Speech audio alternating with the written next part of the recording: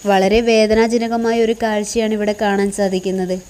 ഒറ്റ രാത്രി ഇരുട്ടി വെളുത്തപ്പോഴേക്കും കേരളം കണ്ട മഹാദുരന്തമായി മാറിയ വയനാട് ചൂരൽമലയിലുണ്ടായ ഉരുൾപൊട്ടലിൽ അതിലുണ്ടായിരുന്ന മലവെള്ളപ്പാച്ചിലിൽ പല സ്ഥലങ്ങളിലായി ഒലിച്ചുപോയി അവിടുന്ന് ജീവൻ നഷ്ടപ്പെട്ടു പോയ ആൾക്കാരുടെ മൃതദേഹങ്ങൾ നിലമ്പൂർ മെഡിക്കൽ കോളേജിൽ സൂക്ഷിച്ചിട്ടുണ്ട് എന്നറിഞ്ഞപ്പോൾ ബന്ധുജനങ്ങൾ അവിടത്തേക്ക് പോയി അവരെ തിരിച്ചറിയാമെന്ന് കരുതി.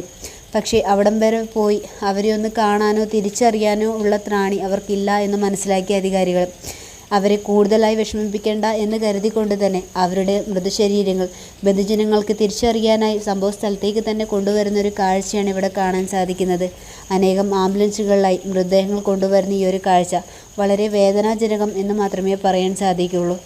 ഇതിനെപ്പറ്റി കൂടുതൽ പറയാൻ വാക്കുകളില്ല. മരിച്ചുപോയവരുടെ ആത്മാക്കൾക്ക് നിത്യശാന്തി നൽകണേ എന്ന് മാത്രമേ പ്രാർത്ഥിക്കാൻ സാധിക്കുകയുള്ളൂ.